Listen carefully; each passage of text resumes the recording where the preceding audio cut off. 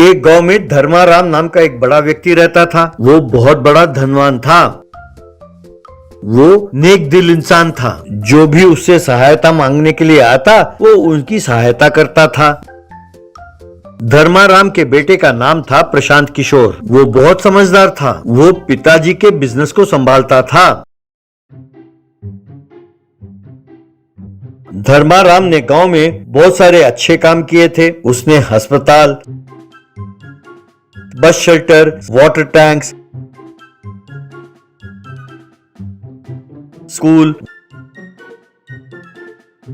सड़कें, ऐसे बहुत सारी चीजें बनवाई। उसमें राजनीति में भाग लेने का बहुत शौक था। ये जानकर एक पार्टी ने उसे एमएलए का टिकट दिया। एक दिन प्रशांत किशोर, हमें राजनीति में जाने की क्या जरूरत है पिताजी? अगर लोगों की सेवा ही करनी है तो उसके बहुत सारे मार्ग हैं। मेरी बात मानिए पिताजी, आप इस मुकाबले में भाग ना लें, आप नहीं जीतोगे। तब धर्माराम, ये क्या कह रहे हो बेटा? मैंने गांव में इतने सारे अच्छे काम किए हैं और मैं नहीं जीतूंगा? तुम एकदम ना समझ हो बेटा, तुम कुछ नहीं जानते। तब प्रशांत किशोर, पिताजी मैं राजनीति में नहीं हूँ, लेकिन ये नेता और लोग कैसे सोचते हैं मैं अच्छी तरह जानता हूँ। आपका हारना एकदम पक्का है, चाहे तो आप लिख के रख लो। उसके प्रतिद्वंदी ने झूठे वादे करके लोगों को विश्वास दिलाया। उसने पैसे और शराब दिल खोलकर बांटा। चुनाव हुआ। धर्माराम चुनाव में बुरी तरह से हार गया। घर में दुखी होकर धर्माराम बैठा था। बेटा आकर पिताजी का हौसला बढ़ाने लगा। तब धर्माराम, तुमने सच कहा था बेटा, पर मैंने ऐसा क्या गलत कर दिया जो इतनी बुरी तरह से हार गया? मरने से पहले कम से कम एक बार मैं असेंबली में कदम रखना चाहता हूँ। लगता है कि मेरी इच्छा नहीं पूरी होगी।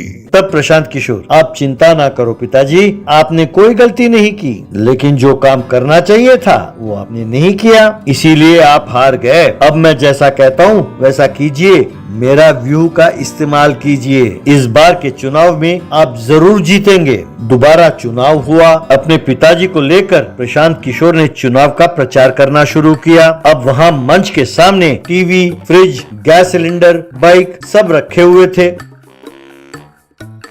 प्रशांत किशोर, गांव वालों, मेरे पिताजी हमेशा गांव की भलाई के बारे में ही सोचते रहते हैं। ऐसे व्यक्ति को जिताना हमारा फर्ज है। अगर आप लोगों ने इन्हें जिताया तो हर घर में टीवी, गैस सिलेंडर एकदम मुफ्त, हर कॉलेज वाले विद्यार्थी को बाइक मुफ्त में मिलेगा, लड़कियों को स्कूटी दिलाया जाएगा, घर घर में फ्रिज होगा। इतना ही नहीं, किसानों का ऋण माफ किया जाएगा। ये धर्माराम जी का वादा है। अगर ये सब वस्तुएं आप चाहते हैं तो धर्माराम जी को भारी बहुमत से जिताइए। तब वहाँ खड़े लोग, हाँ, हमारा वोट धर्माराम जी के लिए ही है।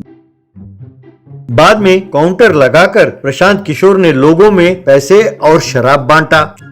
चुनाव वाला दिन आया। उस चुनाव में धर्माराम की भारी बहुमत से जीत हुई। ये देखकर धर्माराम बहुत खुश हुआ। कुछ दिनों बाद सब गांव वाले धर्माराम के घर आए। प्रशांत किशोर भी वहीं था। गांव का मुखिया, एमएलए साहब, हमारी बहुत सारी समस्याएं हैं, हम अपनी समस्याएं आपके पास लेकर आए हैं। तब प्रशांत किशोर, प्रत्येक व्यक्ति को 1000 रुपए जमा करने होंगे, तब पिताजी आपकी समस्याएं सुनेंगे। तब गांव का मुखिया, क्या हमारी समस्या सुनने के लिए आप 1000 रुपए लेंगे? ये बहुत गलत है। तब प्रशांत किशोर, ये 1000 रुपए केवल आपकी समस्याएं सुनने के लिए है। समस्याओं को दूर करने के लिए अलग रेट होगा और वो समस्या पर आधारित है। तब एक व्यक्ति, किशोर बाबू, ये आप क्या कह रहे हैं? इतना अन्याय! और जो मुफ्त आइटम के आपने वादे किए अब तक हमारे घर नहीं पहुंचा, हम वो भी मांगने के लिए आए हैं। तब प्रशांत किशोर, ये सब तो हम उन्हें देना चाहते थे जिन्होंने ना पैसे लिए ना शराब लिया, लेकिन आप सब ने वो पैसे लिए, इसलिए वो वादे आपके लिए नहीं है। अब आप सब जाइए यहाँ से। तब गाँव वालों के समझ में आया कि उन्होंने कैसी गलती की। तब धर्माराम, गाँव वालों, आज तक मैंने आप लोगों की बहुत सेवा की। मैंने सोचा एमएलए बनूंगा तो गांव के लिए और भी बहुत अच्छे काम करूंगा, लेकिन पैसे और शराब के लालच में आप लोगों ने मुझे हराया और आप लोगों ने मुझे भी तभी जिताया जब मैंने आपको शराब और पैसों की लालच दी और झूठे वादे किए। आप जैसे विश्वासघातों की मैं सेवा क्यों करूं? आप समझते हैं कि पैसे लेके वोट डालने का हक आपको है, पर जो चुनाव जीतेगा वो ईमानदारी से आपके लिए काम करेगा। ये काम नहीं चलेगा। जो पैसे लेकर चुनाव जीतेगा वो ईमानदारी से काम कैसे करेगा? ये आपने सोच कैसे लिया? अब आप लोग जाइए यहाँ से, मुझे आपसे कोई काम नहीं है। यूं कहा गुस्से में। तब गांव का मुखिया, महाशय हम अपनी गलती जान गए हैं। हम जान गए हैं कि झूठे लालच में आकर हम खुद ही अपनी जिंदगी को तबाह कर रहे हैं। आज से हम अपना वोट नहीं बेचेंगे, हमें क्षमा करें। यूं कहकर सब गांव वालों ने प्रणाम किया। लेकिन धर्माराम अपने वादे का पक्का था। उसने सब लोगों को TV, fridge, gas cylinder, bike, scooty गांव वालों में बांटा और अपना वादा पूरा किया। बरहमपुर नाम के गांव में गोविंद नाम का व्यक्ति एक ठेले में एग नूडल्स फ्राइड सैंडविच बनाकर बेचकर अपना गुजारा करता था। पहले वो एग नूडल्स बनाता, फिर ब्रेड स्लाइसेस को सेककर उनके बीच में एग नूडल्स रखकर लोगों को देता था। लोग आकर उसके बनाए हुए एग नूडल्स फ्राइड सैंडविच मजे से खाते थे। लोग उसके पकवान की खूब प्रशंसा करते तो गोविंद फूला ना समाता।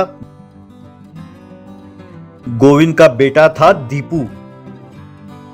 उस गांव में हाई स्कूल ना होने के कारण वो कुछ और बच्चों के साथ मिलकर जंगल के रास्ते से पास वाले गांव के हाई स्कूल में पढ़ने जाता था। उसे सैंडविच और एग नूडल्स बिल्कुल पसंद नहीं था। गोविंद दीपू से, सारा गांव मेरे एग नूडल्स और फ्राइड सैंडविच पर फिदा है और तुम कहते हो तुम्हें पसंद नहीं? बिना उसका स्वाद चखे तुम ऐसे कैसे कह सकते हो? एक बार खाकर तो देखो। तब दीपू, बापू इसे देखकर ही मुझे उल्टी आती है, मुझसे जबरदस्ती ना करो। उस गांव के पुलिस वाले भी ठेले के पास आकर उसका नूडल सैंडविच खाते थे। पुलिस वाले पैसे देने की बात करते तो गोविंद उन्हें प्यार से मना कर देता था।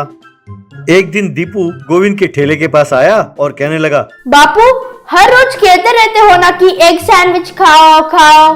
ठीक है, आप मेरे लिए 4 नूडल सैंडविच बना कर दो, मैं इसे स्कूल ले जाकर इंटरवल में खाऊंगा। खुशी के मारे गोविंद, क्या सच कह रहे हो बेटा? अरे वाह बेटा, तुम एक बार खाकर देखो, बस जिंदगी भर मजे से खाओगे। कहकर उसने सैंडविच का पार्सल बनाया और दीपू को दिया। उसे लेकर दीपू वहां से चला गया। इस तरह दीपू हर रोज गोविंद के पास आकर उससे सैंडविच लेकर जाने लगा।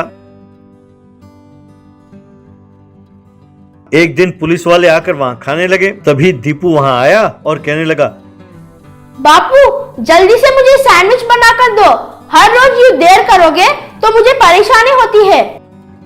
तब गोविंद, बेटा इस वक्त मैं बिजी हूँ, थोड़ा टाइम लगेगा, ठहरो, ये पुलिस वाले चले जाएं तब मैं तुम्हें बना कर दूंगा। तब दीपू, अरे बापू तुम्हारा क्या है, तुम आराम से बनाओगे, वहाँ वो इंतजार नहीं करेंगे। सब मेरी किस्मत है। ठीक है जल्दी बनाओ। इस तरह गोविंद ने उसे सैंडविच पार्सल बना कर दिया। तब ऐसे ही, क्या बात है गोविंद, तुम तो कहते थे कि तुम्हारे बेटे को सैंडविच बिल्कुल पसंद नहीं है और अब वो 4-4 सैंडविच बना कर ले जा रहा है। गोविंद, यही बात तो मेरे समझ में नहीं आती है सर। आजकल हर रोज 4-4 सैंडविच लेकर जाता है, उसका एक सैंडविच खाना ही बहुत बड़ी बात है, पता नहीं क्या है। यह सुनकर एसआई को शक हुआ। एसआई गोविंद से, गोविंद पता नहीं क्यों मुझे तुम्हारे बेटे पर शक हो रहा है, तुमने गौर किया? उसने कहा था कि अगर देर करेंगे तो वो इंतजार नहीं करेंगे, यानी ये जो सैंडविच ले जा रहा है अपने लिए नहीं किसी और के लिए ले जा रहा है। उसको डर है कि अगर इसने देरी की तो वे नाराज हो जाएंगे। पता लगाना होगा कि वे कौन है, उसके सीनियर या कोई और। इस तरह पुलिस और गोविंद दीपू का पीछा करने लगे। उन्होंने देखा कि दीपू एक पहाड़ी के गुफा के अंदर जा रहा है। वो भी उसका पीछा करने लगे। अंदर जाकर उन्होंने देखा कि वहाँ 2 चोर थे। उन्होंने दीपू से सैंडविच लिया, फिर उसे 2 थप्पड़ मारा। उनमें से एक चोर, अरे यूं हर रोज देरी से आते हो? हाँ? कल से अगर तुम्हारे आने में देरी हुई या तुमने हमारे बारे में किसी को बताया तुम्हारी जान ले लेंगे, खबरदार। कहकर सैंडविच खाने लगे। तब ऐसे ही कमीने, ये तो जेल से भागे हुए कैदी हैं, कन्ना और मुन्ना। इन्हें पकड़ने के लिए हमने चारों ओर चेक पोस्ट लगाया है, इसीलिए ये यहाँ छिपे बैठे हैं। लगता है स्कूल से लौटते वक्त तुम्हारा बेटा इनके गिरफ्त में आ गया। Constables attack. ऐसा कहा। बस पुलिस ने उन दोनों को चारों ओर से घेर लिया और उन्हें खूब मारा, फिर उन्हें ले जाकर जेल में डाल दिया।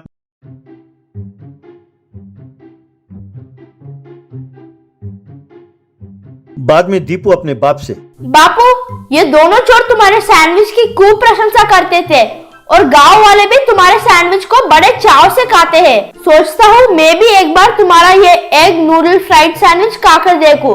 मुझे एक सैंडविच देना बापू। तब गोविंद ने खुश होकर उसे एक सैंडविच दिया। उस सैंडविच को खाते हुए दीपू,